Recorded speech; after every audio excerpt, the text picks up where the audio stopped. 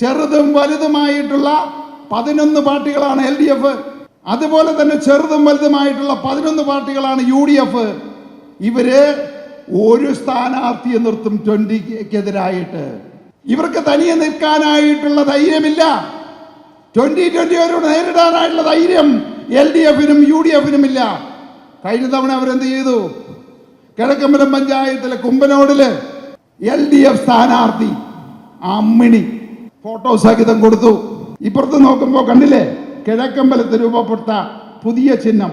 നിങ്ങൾ നോക്കുക, UDF സ്ഥാനാർത്ഥി അമ്മിണി രാഘവനെ വിജയിപ്പിക്കുക.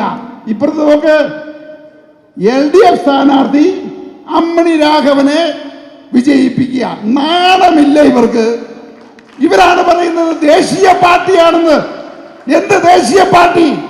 ഒരു സ്ഥാനാർത്ഥിയെ സ്വതന്ത്രമായിട്ട് നിർത്താൻ പോലും തന്റെ ഇടമില്ലാത്ത ഒരു പാർട്ടികളാണ് UDF-ഉം LDF-ഉം.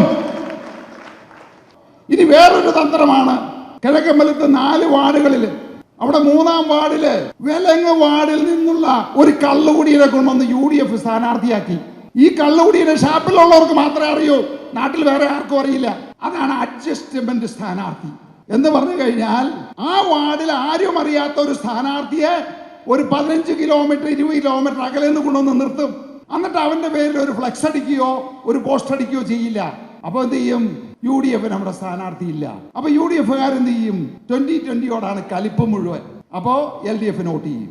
അതുപോലെ തിരിച്ചും LDF-കാർ കൊണ്ടുവന്ന് ഇതുപോലെ ഒരു 25 കിലോമീറ്റർ അകലെ നിന്നുള്ള ഒരു സ്ഥാനാർത്ഥിയെ കൊണ്ടുവന്ന് വെക്കും.